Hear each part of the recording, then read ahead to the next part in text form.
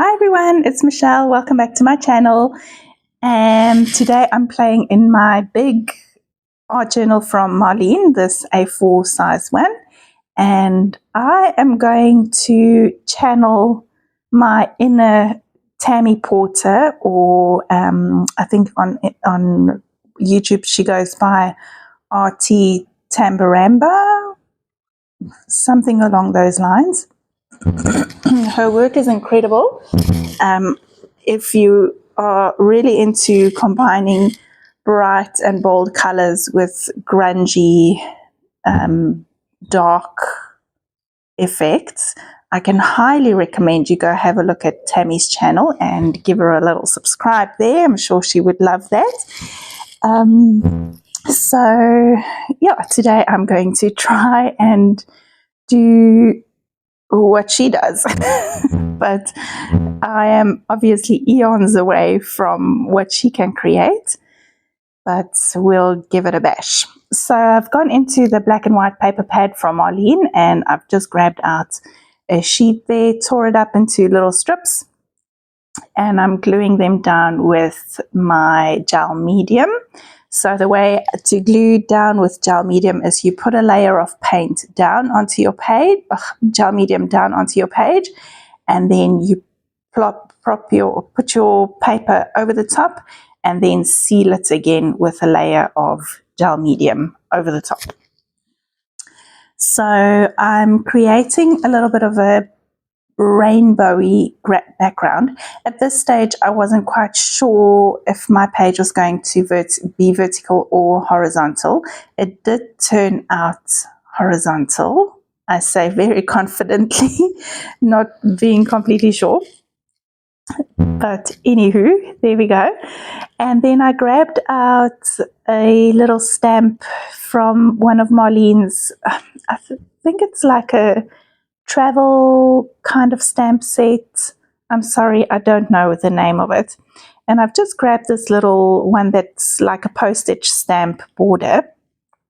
And to add a little bit of texture into my page, I am putting the same paint colors that I've used, just with my finger around that frame, and I'm just stamping it out kind of in that color section, but also coming out of it. So like by the pink, I would start a little bit into the pink and then stamp out into the white area to just create texture and interest and just a little something extra, you know. Now I'm going to dry my page off, and I'm going to go in with some stenciling. I grabbed out my stencils from the advent calendar, and I'm just going to do a little bit of reductive stenciling to hide the joins of where the paint colors meet. So down there where the blue was, I started in the blue, then I extended the paint out into the orange section. I put my stencil over the top and then wipe away with a wet wipe or a baby wipe, and that kind of disguises where the joins are, and those lines aren't quite as harsh. So I went in with this cute little florally one. I knew that I wanted to use flowers on this page, and I just built up the layers with that stencil.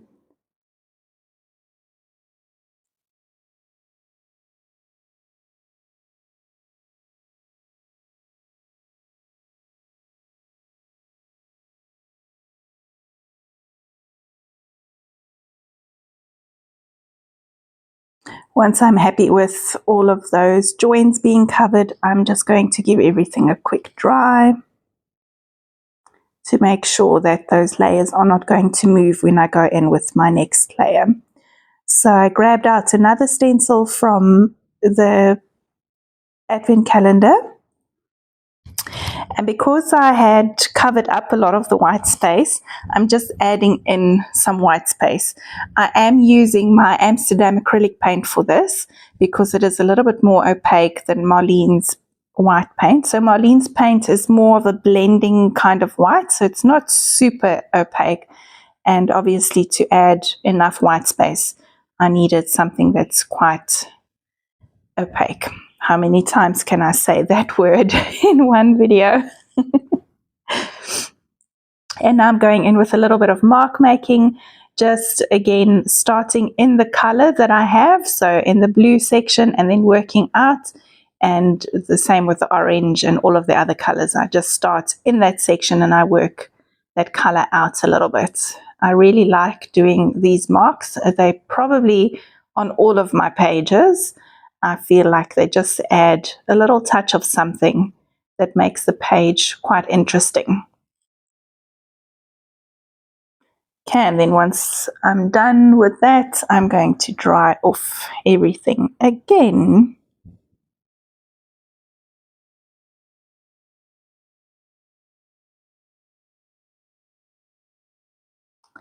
Now I decided that my page needed a little bit of black in it, and so I chose this little number stencil again from the advent calendar, and I'm just using the numbers randomly, so I'm not stenciling over the whole stencil. I'm just moving my stencil about to create kind of a random cluster of numbers. And at this stage my page was still going to be vertical. I still didn't turn the page yet because I thought that I could make it work, but you'll soon see that the page needs turning. I'm going back into that black and white paper pad, and I'm just going to stamp some of these layered flower stamps. I'm just using the little one, and I'm just stamping over the top of that printed paper, and that just gives me a nice interesting looking flower, but it's not just a white flower because there is some text in there. And that paper pad also had a leafy frond which I trimmed out, and then I went into both my paper elements books and I am trying to arrange these flowers kind of tone on tone, but it just didn't work for me. So I mean, now on screen it looks fine, but while I was busy doing it, I just couldn't get it to play well together. So I've grabbed out some flowers and also some color wheels. I really like tucking in little color wheels here and there into my work. I think it just makes it a little bit more interesting. And I've got some leaves in that, and you can see I'm tapping my fingers. I'm not sure where to go with this. I'm struggling. I took out a little girl there, thought maybe she could be in the flowers.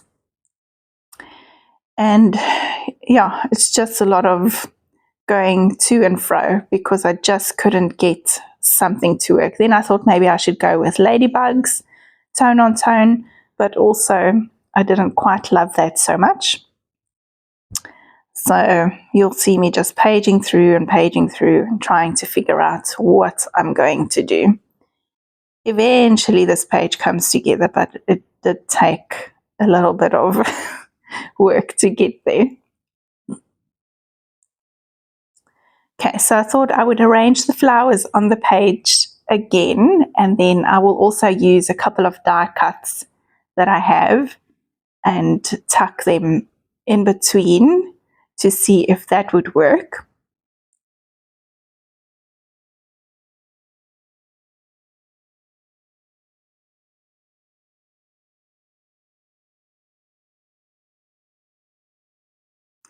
And I really liked the way that that looked, and that's kind of when I decided, okay, I'm going to turn this page horizontally and then rather work on a horizontal spread. And I'm really glad that I did, because the vertical one just did not work for me.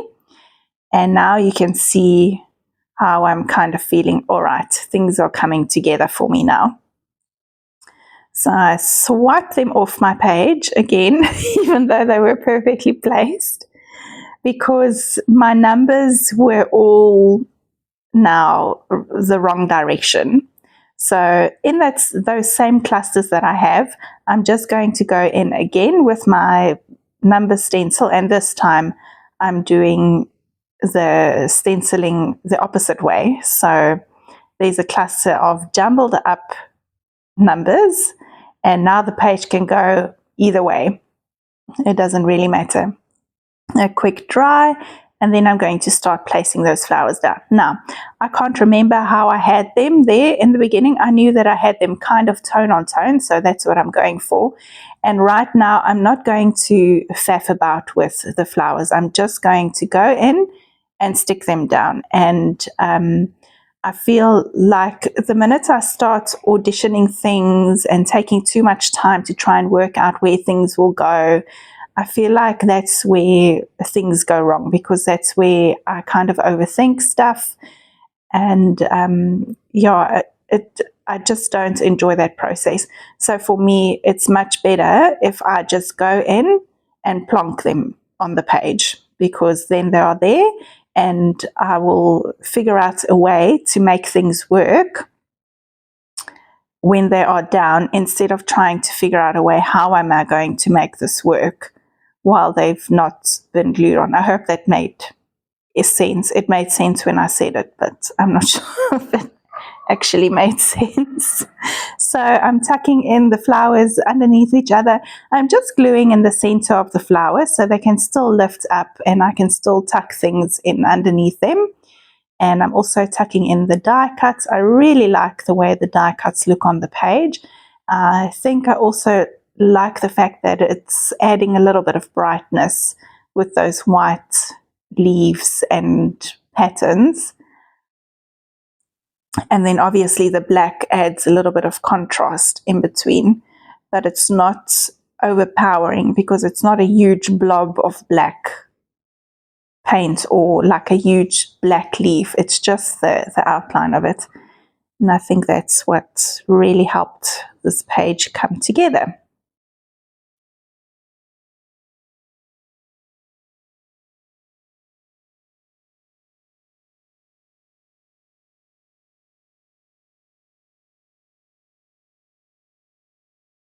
So there's a little bit of fiddling about. I'm not afraid of cutting my die cuts or even the flowers in half to make them work a little bit better for me. I feel like it's a shame to hide the whole entire die cut underneath the flower. So I'd rather cut it in two and then, you get two for the price of one kind of vibe. I'm going back to that little stamp set, and it's got these crosses in a cluster, and I'm just going to stamp out those crosses. And what I'm trying to achieve is that grungy look that I spoke about earlier that Tammy does so well. And then I also grabbed out a little circular one, and I'm just stamping out those circles here and there and everywhere. So I guess what I'm trying to do is add some darkness to the background so that the flowers will be a little bit brighter on top of that dark background. Now I'm going to go in with some of my neon paints, and I'm just going to brighten up some of those flowers a little bit more. Again, trying to create the contrast of the light foreground over the darker background. So the way that I use these neons is I just, where there's yellow, I go over the top of the yellow with the neon yellow, and the same with the pink, the orange, and the green.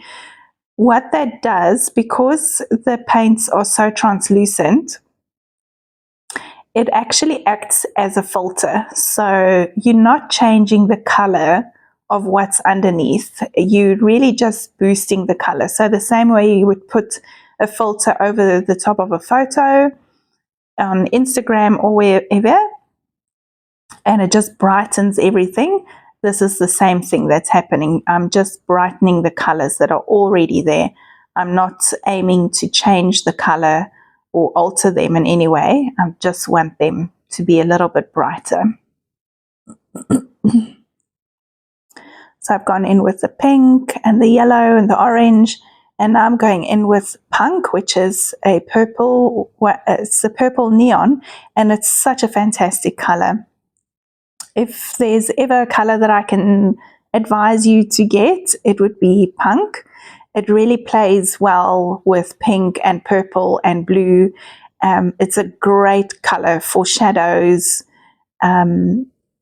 I use it in a lot of my pages just because it just kind of ties the colors together. I don't know, it's just a magical color. I really love it. So I'm going in with the punk and I'm creating a shadow around all of the flowers. Where the flowers overlap, I'm trying to create a little bit of a shadow. I'm doing some more shadowing in the flowers as well. And then what I will do over the top of that purple shadow is I'm going to go in with my Stabilo All pencil, and I'm also going to make shadows, but this time around I won't bring that black line out quite as far as the purple. And what this does, it just adds different layers of shadowing, so it actually adds quite an interesting depth in those shadowy areas. But first, I am outlining some of my florals where I've maybe covered up a little bit too much with the neon paint. And also, I like doing this because when things are printed, they're not printed with a true black. So doing this actually just it brings the lines out a little bit more, so you can see it, and it just makes the flowers pop off the page. The other thing that I find this helps with is it's kind of training my hand to make those petal shapes. I'm not very good, I can't draw flowers. That's what I'm trying to say. So going around flowers that are already there, it kind of creates a muscle memory in my hand. So next time that I try and draw a flower, that will hopefully come up and my hand will hopefully remember how to make a pretty flower. When I'm done with the black, I'm also going in with white and I'm just getting some highlights in there. If ever your pages feel like they're not coming together quite the way you think they should, or the way that you had in your mind, try adding white highlights.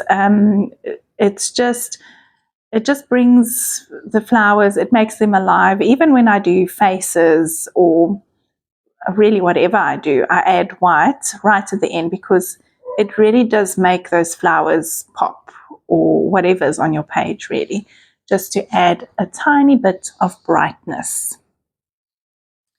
Now I'm going to go in with my Stabilo All pencil, and like I said, just a tiny shadow so you can still see the purple shadowing underneath it, and then there's the black shadow to add quite a bit of depth to what's already there. And you'll see how this just makes all of those elements pop away from the background, especially there at the bottom where I was busy just then. It just lifts the elements off of the background so you can see that distinct line between the two. I feel like it is an important step to do because my elements are tone on tone anyway, so they can sink into each other and become kind of one. And obviously there's a foreground and a background, and I definitely want to distinguish between the two. If you do not have a Stabilo All pencil, you could use a little bit of watered down black paint. It would do the same thing. Or even some black watercolor would also work for that. Okay, I think we are nearing the end here. I think I will just add a little quote. My quote actually said, "Learn by doing." So I always tell Tammy that I'd love to create the way she creates because her work is just outstanding. And I guess the only way to practice playing with grunge and with bright is to just do it and then learn from the mistakes that I make, or I guess learn from the process. And I felt like this page was quite a bit of a learning process from where it started being a vertical page to where it ended being a horizontal page.